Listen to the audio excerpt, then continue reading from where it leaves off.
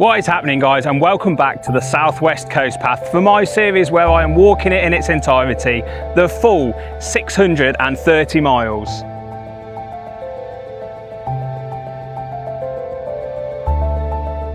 So today you join me in Crackington Haven, which is where I left you at the end of my last video.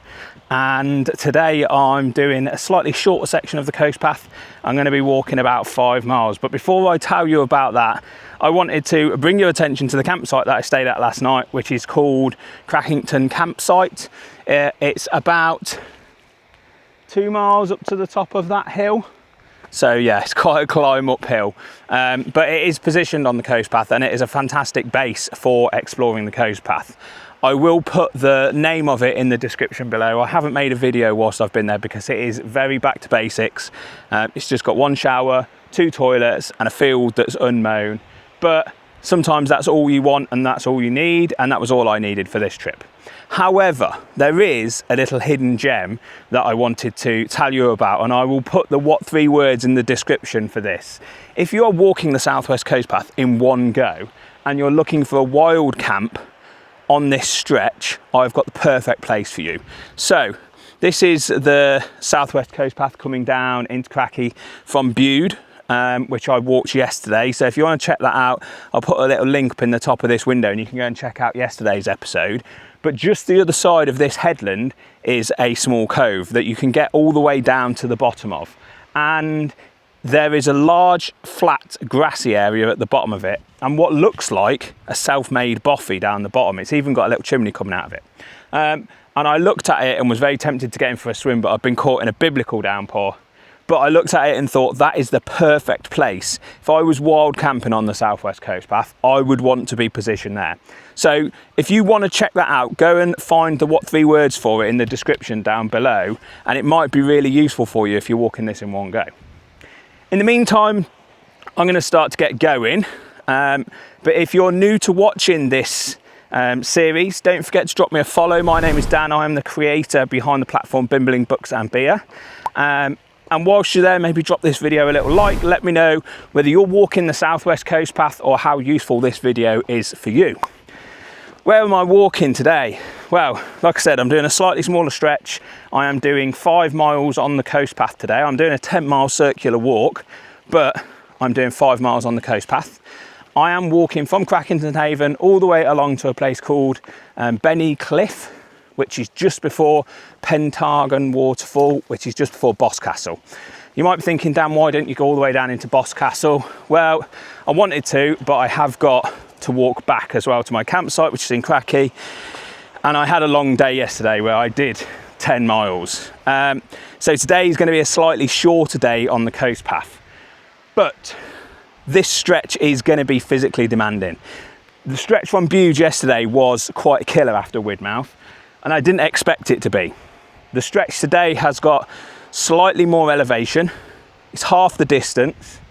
Some of that elevation will be taken when I'm walking back to the campsite, but I had a look at my elevation map this morning and not a lot of it is taken up on the way back.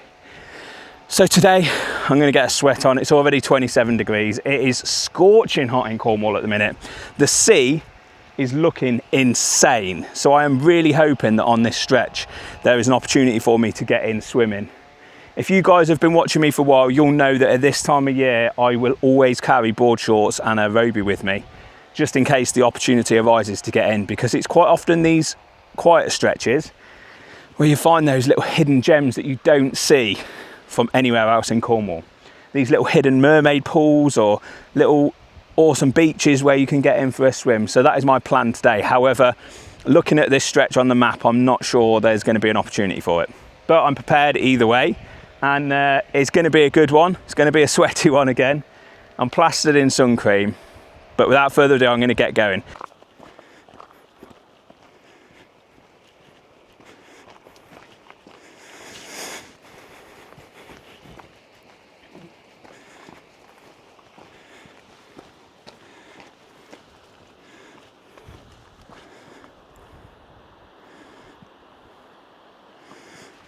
I mean, wow, look at the colour of that water. Oh, it's insane, isn't it? Absolutely insane. This is why I love the coast path. This first stretch from Crackey along is beautiful, because Crackington Haven is actually quite a wide little bay when the tide's out, and you kind of weave your way along this ridge to the right hand side of Crackington all the way up to what can only be described as a mountain at the end of it.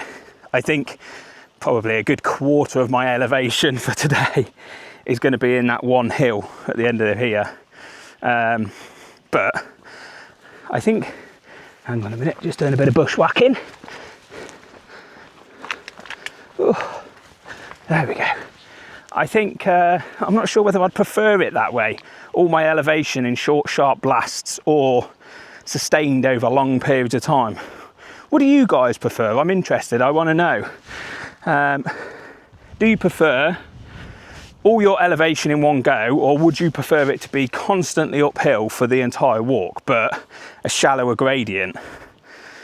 I think, I don't really know which I prefer. I mean, yesterday I had those killer steps just either side of Crackington, and yeah, it's hard work, but hear me out, when you've got walking poles and you get into a rhythm, and you can get into a proper rhythm when them steps are close together, you gain a lot of height elevation in a very short space of time, and actually after that then you can enjoy it.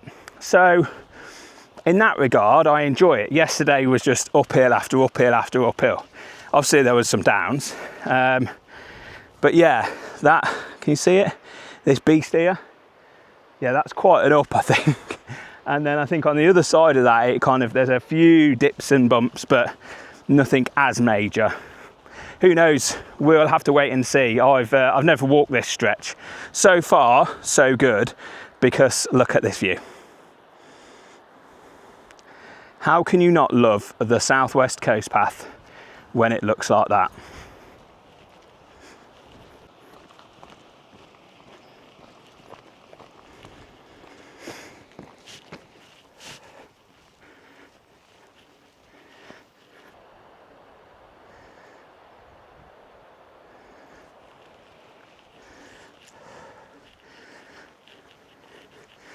So I've just stopped before I'm about to go up this absolute monstrosity, which is the big hill at the end of that path from Crackey.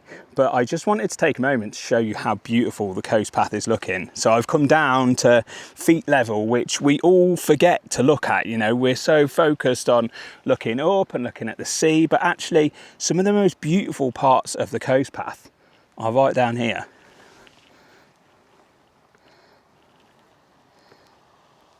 Some beautiful little butterflies in here, hoping one might come out and show itself.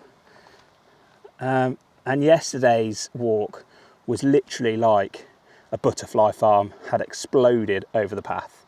And there are a few in here. There's one just coming out now. Can you see it down here? But this time of the year, the gorse is in bloom. These purple flowers are coming through as well.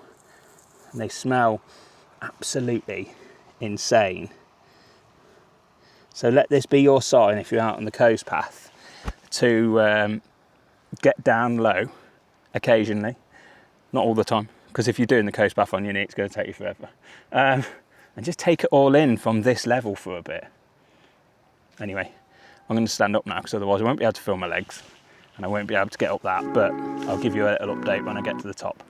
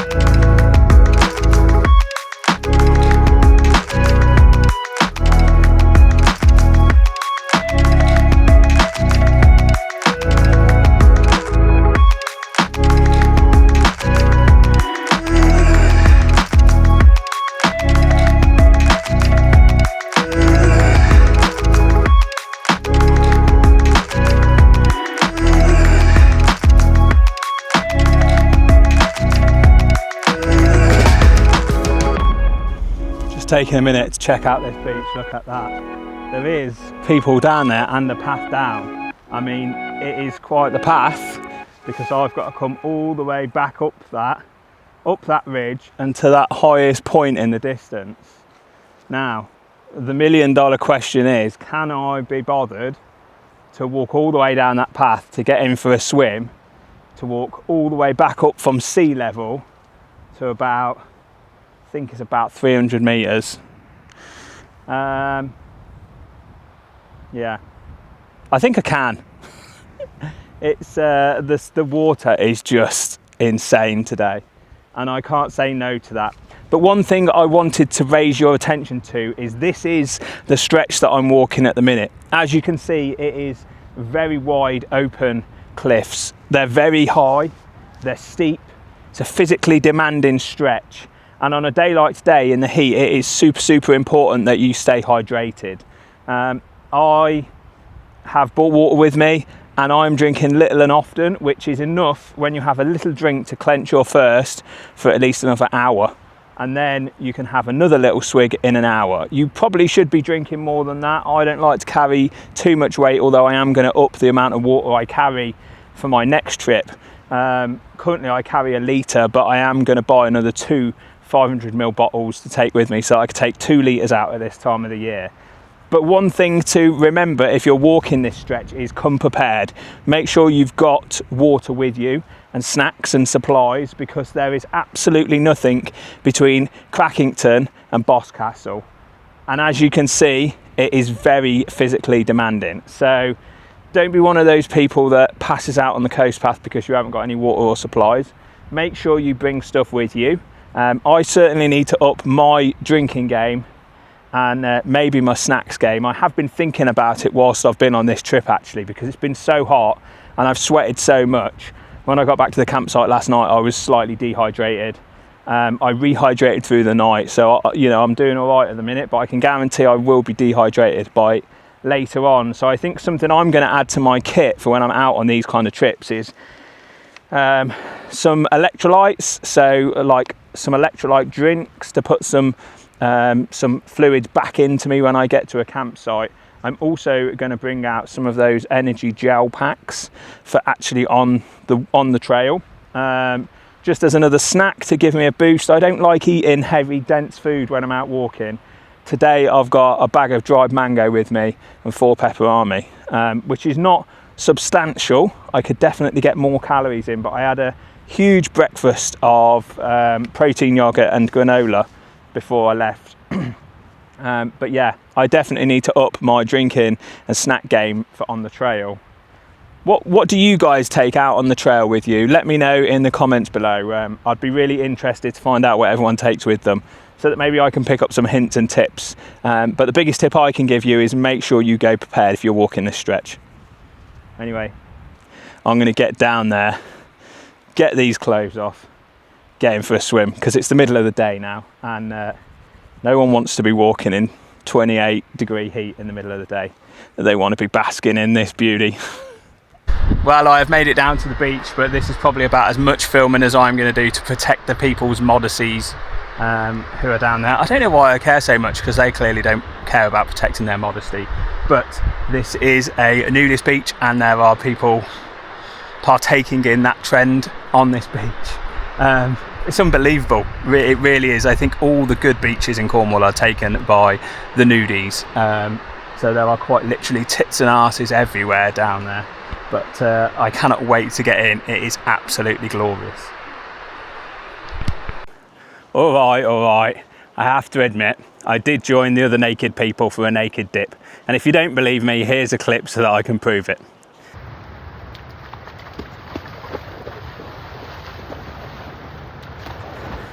And if you've never done anything like this, I would highly recommend it, because let's be honest, no one really cares what designer brand you're wearing. In fact, some people can't even see you for 2.5 miles. So if nature calls and you want to go for a little swim naked in the sea, why not take that opportunity? And if you want to see the full video of me going for a swim in the sea with nothing on but my birthday suit, head over and check out my social media channels. It is at 𝗘𝗶𝘀cie_𝗱𝗏 on Instagram and TikTok. Right, let's tackle this beast now.